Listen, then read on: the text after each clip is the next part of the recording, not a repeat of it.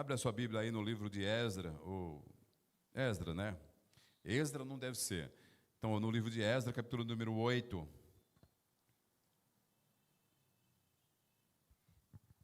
Os irmãos acharam aí, amém? Livro de Esdra, capítulo número 8, o verso de número 21.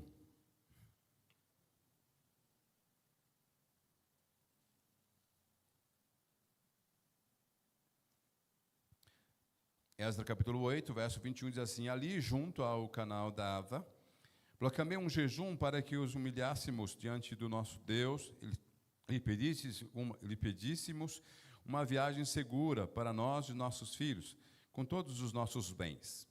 Tive vergonha de pedir os soldados e cavaleiros ao rei para que protegesse dos inimigos na estrada, pois ele tinha dito: a mão bondosa do nosso Deus está sobre nós, e os que buscam, mas o que a mão bondosa do nosso Deus está sobre todos os que o buscam, mas o seu poder e a sua ira são contra todos os que abandonam. Verso 23, por isso jejuamos, suplicamos essa bênção do nosso Deus, e ele nos atendeu. O verso número 31 diz assim: no 12º dia do primeiro mês, nós partimos do canal de Ava e fomos para Jerusalém. A mão do nosso Deus esteve sobre nós, e ele nos protegeu do ataque de inimigos assaltantes pelo caminho. Assim chegamos a Jerusalém, ficamos descansando em 3 dias. Glória a Deus. Irmãos, essa história de Esdra, né, o livro de Esdra, a história dele é muito interessante. Assim como foi levada para o cativeiro em 3 partes, também foi devolvido para Jerusalém, depois de 70 anos, em 3 partes. Primeiro foi Zorobabel para a reconstrução do templo. Depois, 82 anos depois, veio Esdra para a reconstrução do altar, da adoração. E depois veio Neemias para a reconstrução dos muros. Então, Esdra não conhecia, porque Esdra nasceu, né, lá na Babilônia, e ele se dedicou a vida dele a estudar a palavra de Deus, sem saber que seria uma pessoa que deveria ser usada para ministrar ao povo. Então, é importante, irmãos, você estudar a Bíblia, é importante nós nos dedicarmos a ler a palavra de Deus e dedicar ao estudo. Porque Deus está, o texto que o pastor Davi abriu o culto, ele disse que Deus está procurando os verdadeiros adoradores, que o adorem em espírito e em verdade. Deus está procurando a quem ele pode usar na sua obra. Quem está se dedicando a ser a pessoa próxima que Deus vai usar para conduzir a obra, para edificar a casa. Quem Deus está procurando? Quem é que aqui nessa igreja, qual é o jovem que está se dedicando à leitura e ao estudo da palavra de Deus? Se Deus olhasse para nós aqui, todos nós aqui, tanto homem como mulher, quem ele encontraria no meio dessa igreja? Alguém que está se dedicando a servir a Deus, estudando para servir ao Senhor de todo o seu coração. Quem seria essa pessoa? Será que Deus olhasse aqui nesse momento e encontrasse no meio de nós alguém que está se dedicando completamente ao estudo da palavra de Deus? Que ele poderia usar? Será que Deus encontraria aqui? Então, quando Jesus disse para a mulher que Deus está procurando os verdadeiros adoradores, não é só para cantar, não é só para louvar, é para se dedicar na obra. Então, lá na Babilônia, quem era essa pessoa que deveria trazer uma multidão de gente e reconstruir o altar? Como é que vai ser alguém para reconstruir o altar da adoração? Quem é a pessoa que Deus vai usar para a reconstrução da adoração, do sacrifício? Quem é essa pessoa que Deus poderia encontrar? Ele encontrou Esdra. Ela se dedicou a vida inteira dele para isso. Mas ele nem sabia que seria uma pessoa usada para vir para Jerusalém e reconstruir. Mas Deus chamou ele porque estava preparado. Quem era a pessoa que Jesus poderia usar para levar o evangelho até os confins da terra na época de Paulo, para lugares tão importantes como a Grécia, a Espanha? Quem era essa pessoa? Paulo, que estava preparado. Paulo se dedicou a vida para isso. Então Deus poderia usar outras pessoas, mas Deus olhou e viu que Paulo era essa pessoa. Então, meu irmão e minha irmã, se dedique. Deus está procurando uma pessoa que Deus poderia usar. Tem tanta coisa para fazer, e Deus está procurando alguém. Não, se dedique à leitura da palavra, estude, pesquise, se dedique à sua vida. É muito interessante essa história aqui, porque Deus acabou aqui, os 70 anos no cativeiro, Deus acabou com a idolatria que havia em Israel. Depois do livro de Juízes, o povo se perdeu, né? Cada um, o texto lá, o último versículo, capítulo 21 de Juízes, verso 25, diz assim: não havia rei em Israel e cada um fazia aquilo que era correto. Então, cada um fazia aquilo que eles achavam que era correto. Mas aí chegou o momento que o povo olhou as nações, cada uma delas tinha um rei. Israel não tinha um rei, homem. E aí, mais uma vez, Israel abandona o Senhor e quer um homem para ser o seu domínio. Israel quer um homem, um ser humano para conduzir. E Deus já está falando para ele há tanto tempo: Deus não precisa de homem para conduzir vocês. Eu sou o vosso rei, eu sou o vosso Senhor, o vosso Deus. Israel não tinha entendido ainda que até esse momento Deus tem, com os seus braços estendidos, Deus tinha guardado a nação de quantos riscos, quantos perigos. Mas o povo queria ser comparado às nações. Nós queremos ser comparados às outras nações, porque as outras nações têm um rei. E aí, no momento em que Saul é apresentado, e eles começam a gritar: nós agora temos um rei, como se Deus não fosse o seu rei. E aí Samuel fica triste, e Deus fala para Samuel: Samuel, não fica triste não, porque eles não é com você, eles não estão abandonando você, eles estão me abandonando. Então, para Deus curar isso, além de ter um rei, homem, e adorar os deuses daquelas nações, Deus leva para ficar 70 anos no cativeiro e cura a idolatria do povo. Chega um momento que esse povo tem que retornar. Deus já tinha colocado um decreto no coração de um homem chamado Ciro, que o profeta Isaías tinha profetizado antes que Ciro nascesse. Então, quando Ciro nasce, ele depois da história, eu já contei uma vez para vocês aqui, ele se torna rei do medo persa, e ele entra na Babilônia, entra pelo rio à noite e consegue invadir, e aí ele consegue vencer o rei Nabucodonosor, estabelece ali o império do medo persa.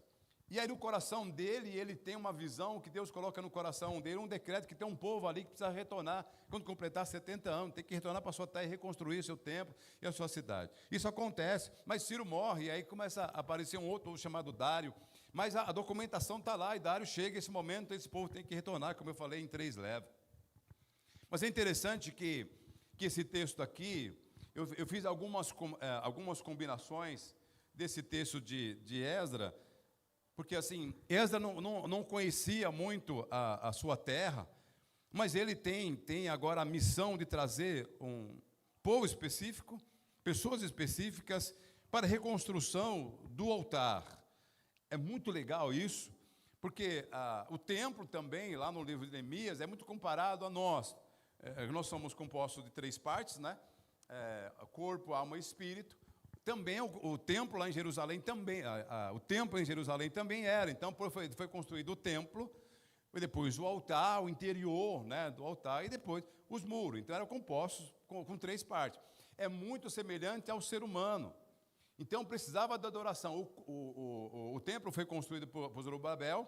Depois de 80 anos vem Esdras para a reconstrução do altar, porque não havia adoração, não havia reconstrução de oferecer sacrifício ao Senhor. E principalmente a leitura da Bíblia, do livro de Moisés, o povo precisava aprender. E aí tem uma dificuldade enorme, no capítulo 8, verso número 8 de Neemias, vai ver que tem pessoas específicas para ensinar.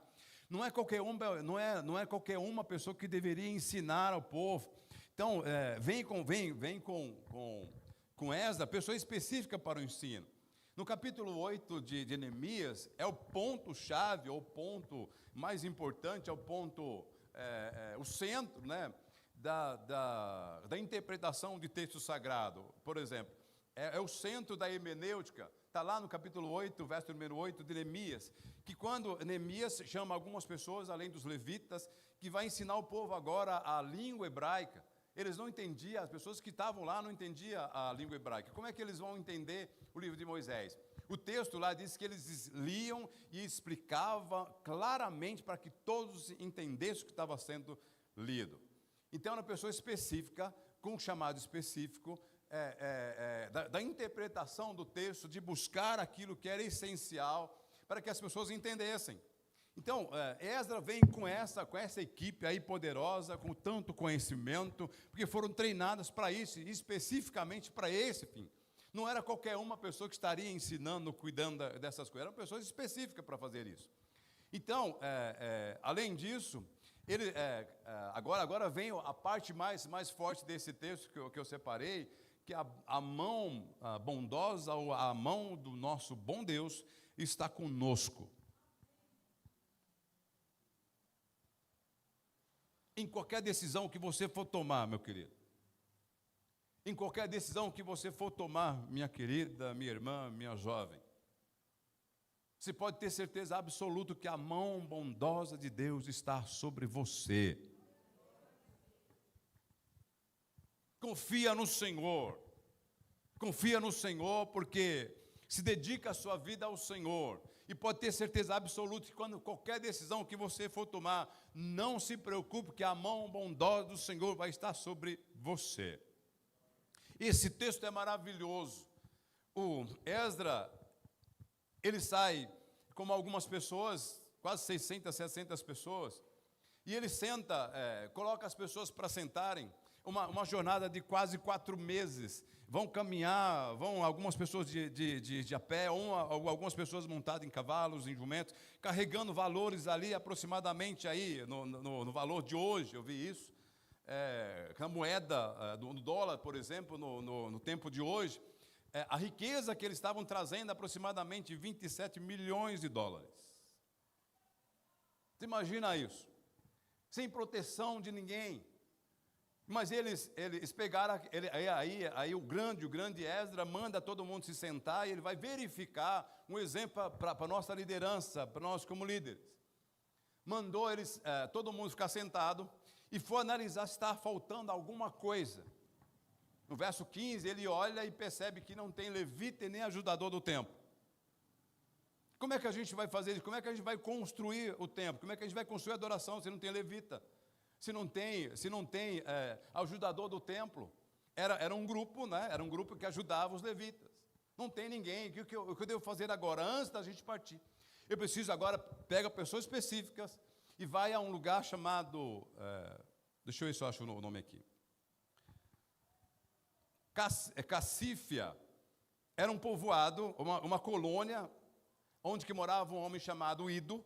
Chega esse camarada e pergunta para ele se ele poderia juntar algumas pessoas que estavam lá, que era uma colônia de levitas e também de ajudador do templo, se ele poderia enviar algumas pessoas para ir com ele para a reconstrução do altar da adoração em Jerusalém.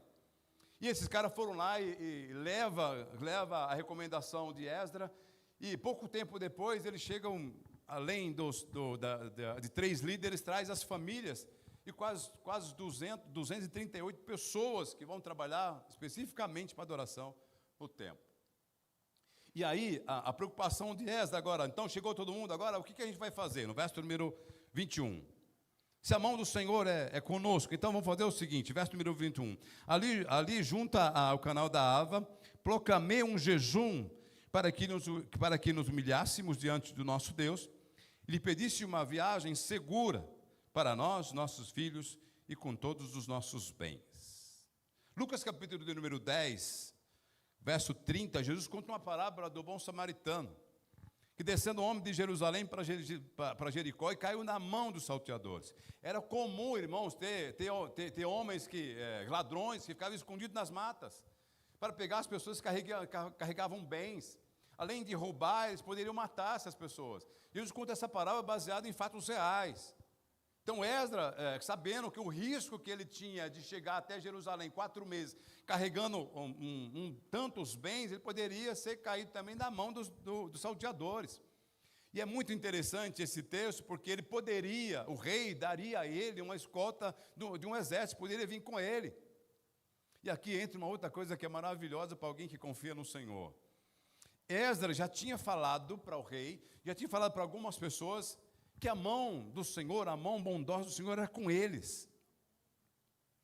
E depois agora, ir buscar ajuda humana?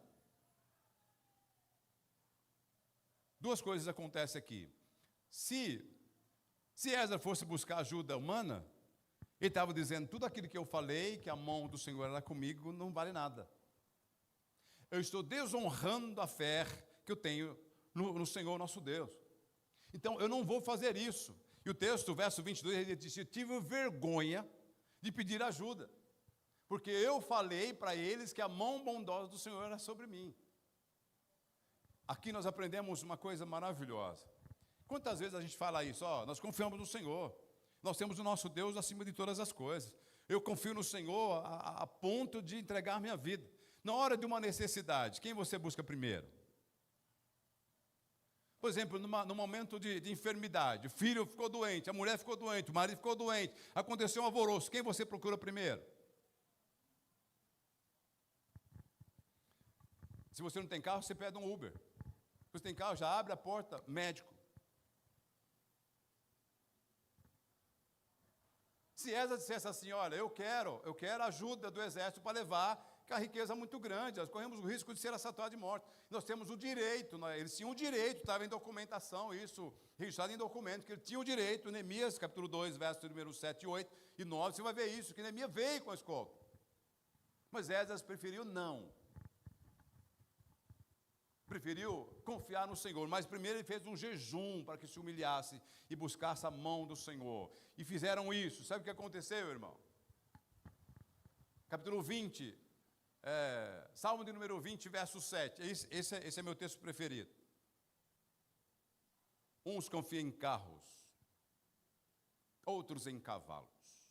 Mas nós, você, a Igreja Batista Nacional, faz menção do nome do Senhor dos Exércitos. Neemias disse, uns confiam em carros, outros confiam em exército, mas nós não, nós buscamos a boa mão do Senhor sobre nós. Ele vai nos levar até Jerusalém com segurança. Eu confio no Senhor, mas eu vou me humilhar, mas eu vou orar, mas eu vou jejuar, mas eu sei que nós vamos chegar lá seguro. O salmista, ele diz assim, o anjo do Senhor acampa ao redor daqueles que o temem e livra de todo mal.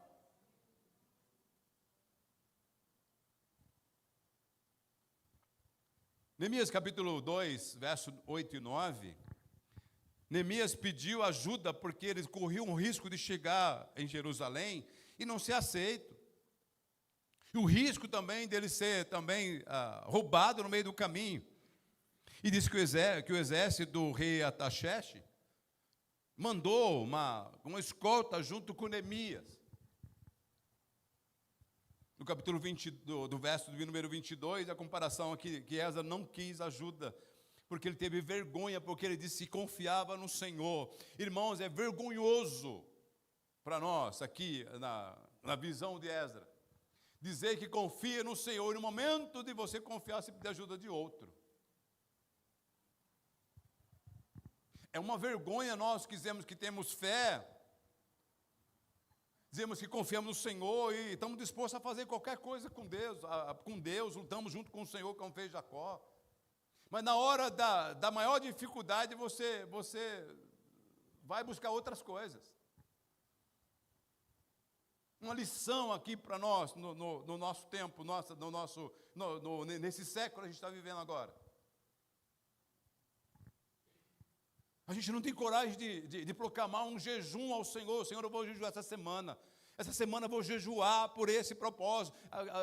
Antes de ir ao médico, eu vou apresentar essa causa ao Senhor.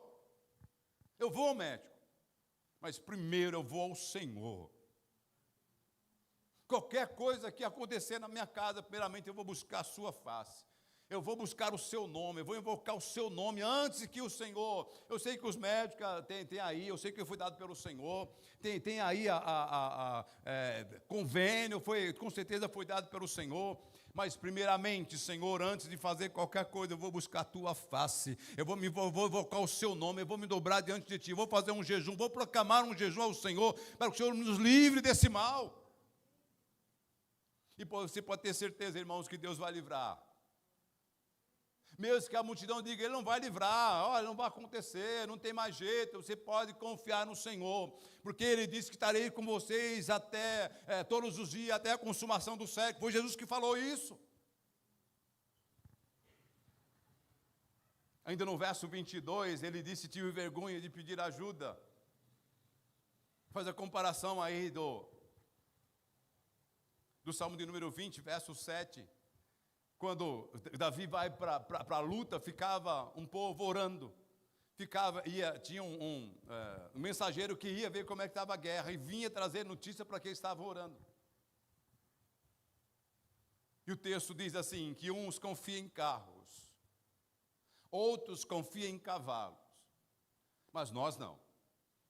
Nós confiamos no Senhor que fez os céus e a terra. Uns confiam em carros, outros em cavalos. Mas nós fazemos menção do nome do Senhor, nosso Deus.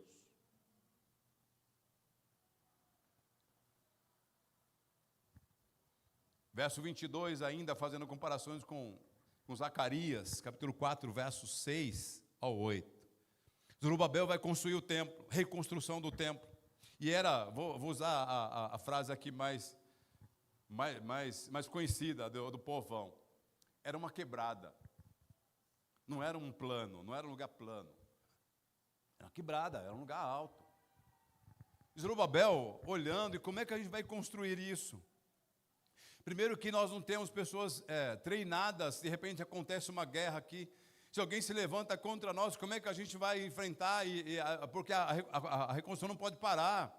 Não tem ninguém treinado como exército. Olha como Deus faz com Zorobabel. Zorobabel vem e Deus manda 2 profetas na cola dele. Além dos 2 profetas, Ageu e Zacarias, vem um que chamado Josué, que era sumo sacerdote, que ia buscar o Senhor o tempo inteiro para avisar para Zorobabel como é que estava a situação.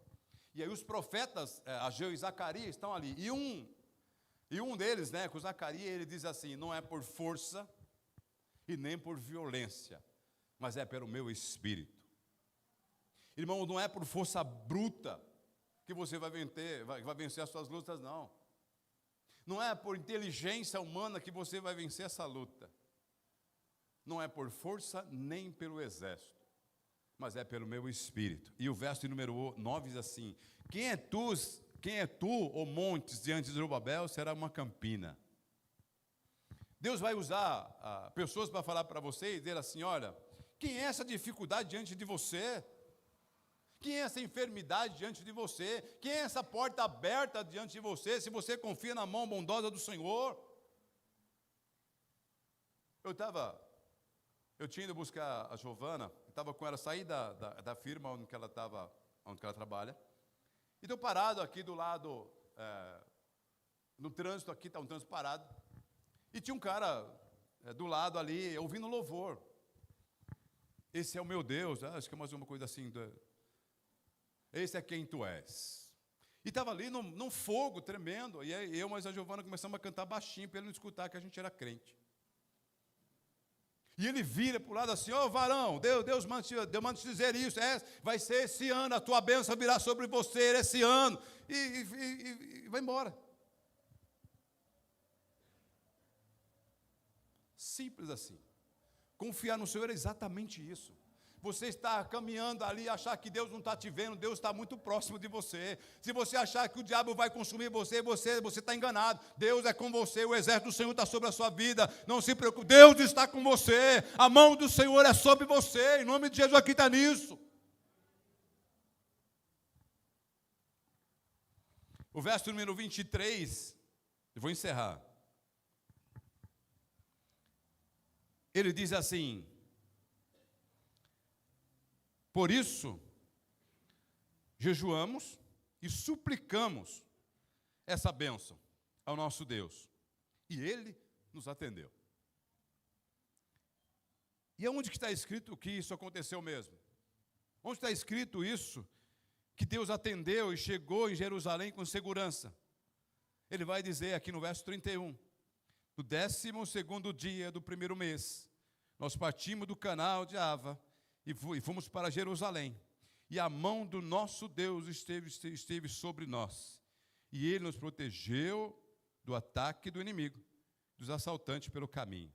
Assim chegamos em Jerusalém, ficamos descansando 3 dias. Passamos, Salmo 23, não lembro o verso agora. O salmista Davi diz assim: mesmo que eu ande pelo vale da sombra da morte, ainda que eu ande pelo vale da sombra da morte. Por quê? É isso. Existia nessa época um vale chamado Vale da Sombra da Morte. E Davi diz: mesmo que eu passe por ali, não vou temer mal nenhum, porque o Senhor é comigo. Se você tem uma decisão, irmão, precisa tomar uma decisão. Você está precisando tomar uma decisão e já chegou o dia de você tomar uma decisão. Bom seria, antes de tomar a decisão, você orar, apresentar ao Senhor. Mas Deus é tão bom, irmãos, é tão bom, que no dia da decisão você vai orar e Deus te responde. Sabe por quê? Porque você confiou no Senhor. Você confiou no Senhor. Eu sei que tem irmãos aqui que já chegaram a um momento na vida deles que não ia ter, vou dizer assim, porta de emprego. É impossível você entrar nessa empresa aí, meu irmão. É impossível você ter esse cargo aí. É impossível você chegar no patamar desse cargo nessa empresa. Você não conhece a mão do Senhor. Você não conhece a quem está servindo. Você não sabe a quem eu sirvo. Você não sabe a quem eu tenho me dedicado a minha vida. Não, mas vai lá. Eu conversando ontem com a Andréia, conversando com o Cleito, e estava falando sobre isso. E aí a amiga dela: não, você precisa ir lá na mesa, você precisa ir lá na mesa do chefe e falar assim: esse cargo é meu, você precisa fazer isso. Ela falou: não, eu confio no Senhor. Se for do Senhor, isso vai acontecer. Quando é que aconteceu mesmo?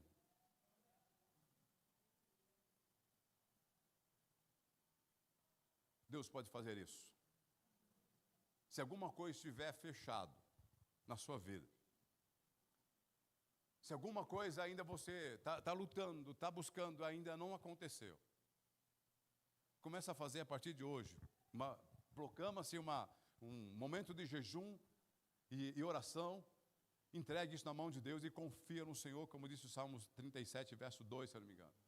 Confia no Senhor e faz o bem.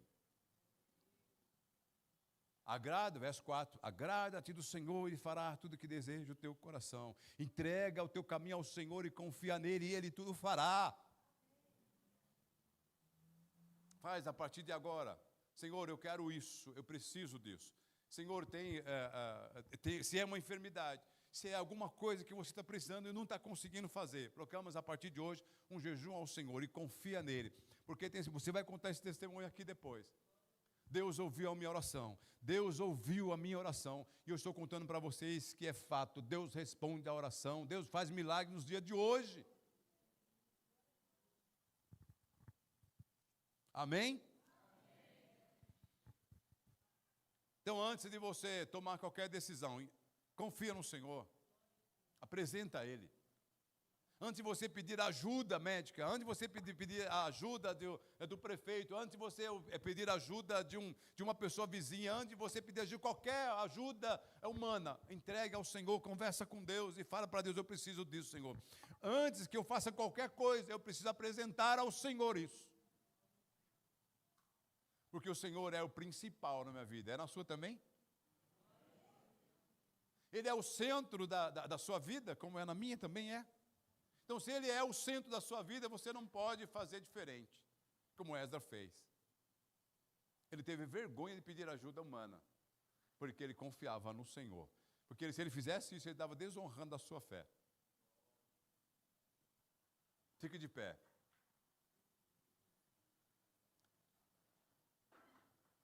Vou convidar os irmãos aqui do louvor para cantar um louvor. Esse louvor que eles cantaram por último aqui. E nós vamos orar junto, nós vamos cantar junto. E você vai declarar a bênção na vida da pessoa que está próximo de você. Se de repente sem essa pessoa falar para você o que ela está precisando. Você vai profetizar na vida dela. E nós vamos cantar junto. Nós vamos adorar a Deus junto. Porque a mão bondosa do Senhor é sobre nós. Amém? Deus abençoe.